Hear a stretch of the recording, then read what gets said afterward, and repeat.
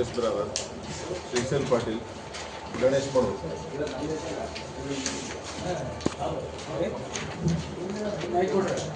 ಕೊಡು ಅಂತೀವಿ ನಾವು.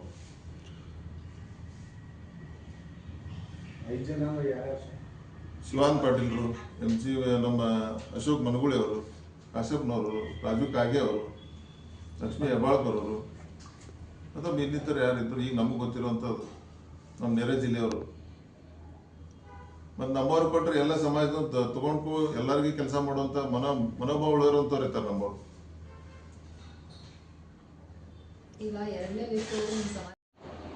ನಮ್ಮ ಸಮಾಜ ಎರಡಾರು ಕೊಡಬೇಕಾಯ್ತು. ಫಸ್ಟ್ ಎಕ್ಸ್ಪೆನ್ಷನ್ ಒಳಗೆ ಮಂತ್ರಿ ಸ್ಥಾನ ಕೊಡದೆ ಒಂದು ದೊಡ್ಡ ಮೋಸ ಮಾಡಿದೆ ಅಂತ ಈ ಮೂಲಕ ಕಾಂಗ್ರೆಸ್ ಸರ್ಕಾರಕ್ಕೆ ಎಚ್ಚರಿಕೆ ಕೊಡ್ತೀವಿ. ಅದಲ್ಲದೆ ನಾವು ಪ್ರೆಸ್ ಮೀಟ್ ಮಾಡ್ತಿರೋ ಉದ್ದೇಶ ಏನಪ್ಪಾ ಅಂದ್ರೆ, ನಾವು ಬೆಳಗಾವಿಯಲ್ಲಿ ಹೋರಾಟ ಮಾಡ್ತಿರ್ಬೇಕಾದ್ರೆ ಪೊಲೀಸ್ ಇಲಾಖೆ ನಮ್ಮ ಮೇಲೆ ಲಾಠಿ ಚಾರ್ಜ್ ಮಾಡ್ತು, ಬೇರೆ ಬೇರೆ ಕೇಸ್ಗೆಲ್ಲ ಹಾಕಿದ್ರು. ಈಗ ನಮಗೇನಾಗಿದೆ, ನಾವು ರಸ್ತೆಗಳಿದ್ರೆ ಜನಸಂಖ್ಯೆ ಜಾಸ್ತಿ ಇರೋದ್ರಿಂದ ಲ್ಯಾಂಡ್ ಆರ್ಡರ್ ಇಶ್ಯೂ ಆಗುತ್ತೆ, ಅಥವಾ ಅವ್ರೇನಾದ್ರು ನಮಗೆ ಪರ್ಮಿಷನ್ ಕೊಟ್ಟರೆ ನಾವು ಇಳಿಯಲಕ್ಕೂ ಸಿದ್ಧರಿದ್ದೀವಿ. ಅದನ್ನು ಅವಕಾಶ ಕೊಡದೆ ಈ ಸರ್ಕಾರ ಬರುವ ಎಕ್ಸ್ಪ್ಯಾನ್ಷನ್ನಲ್ಲಿ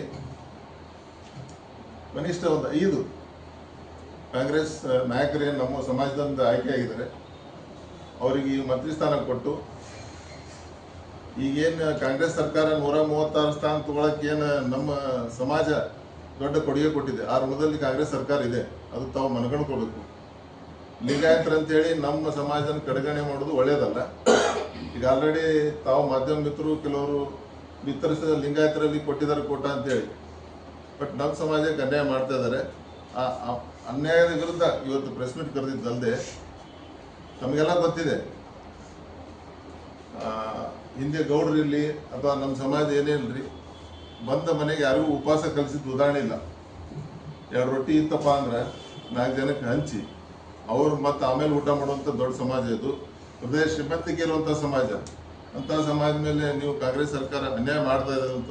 ಅದಲ್ಲದೆ ನಮ್ಮ ಸಮಾಜ ಹಿರಿಯರಾದ್ರೆ 2 ಸರಿ ಮಂತ್ರಿಗಳಾಗಿ ಯಶಸ್ವಿ ಕೆಲಸ ಮಾಡಿದಂಥ ಶಿವಾನಂದ ಪಾಟೀಲ್ರಾಗಲಿ, ಅವರಿಗೆ ಮತ್ತು ದಿವಂಗತ ನಮ್ಮ MC ಮನಗುಳಿಯವರ ಚಿರಂಜೀವಿಯಾದ ಅಶೋಕ್ ಮನಗುಳಿ ಅವರಿಗೆ ಮಂತ್ರಿ ಸ್ಥಾನ ಕೊಟ್ಟು, ಅದಲ್ಲದೆ ನೆರೆ ನಮ್ಮ ಜಿಲ್ಲೆಯಾದ ಬೆಳಗಾವಿ ಜಿಲ್ಲೆ ಅತ್ಯಂತ ಹಿರಿಯ ಶಾಸಕರಾದ ರಾಜು ಕಾಗೆ 6 ಬಾರಿ ಶಾಸಕರಾಗಿ ಕೆಲಸ ಮಾಡಿದ್ದಾರೆ. ಮತ್ತು ಅವ್ರು ಯಾರು ಶಿಕ್ಷಣ ಸಂಸ್ಥೆ ಆಗಲಿ, ಶುಗರ್ ಫ್ಯಾಕ್ಟ್ರಿ ಆಗಲಿ, ಮತ್ತೊಂದು ಏನು ಮಾಡಲ್ಲ, ಅವ್ರದ್ದೇನು ಪಿತ್ರಾಸ್ತಿ ಆಸ್ತಿ ಇದೆ ಅದನ್ನೇ ಮುಂದುವರ್ಸ್ಕೊಂಡಂಥ ಕಾಯಕ ಜೀವಿ ಅಂಥವ್ರಿಗೆ ಕಾಂಗ್ರೆಸ್ ಸರ್ಕಾರ ಮನ್ನಣೆ ಕೊಟ್ಟು ಅವರಿಗೆ ಉಪಮುಖ್ಯಮಂತ್ರಿ ಅಲ್ಲದೆ ಮಂತ್ರಿ ಸ್ಥಾನ ಕೊಡಬೇಕಂತ ಒತ್ತಾಯಿಸ್ತೀವಿ.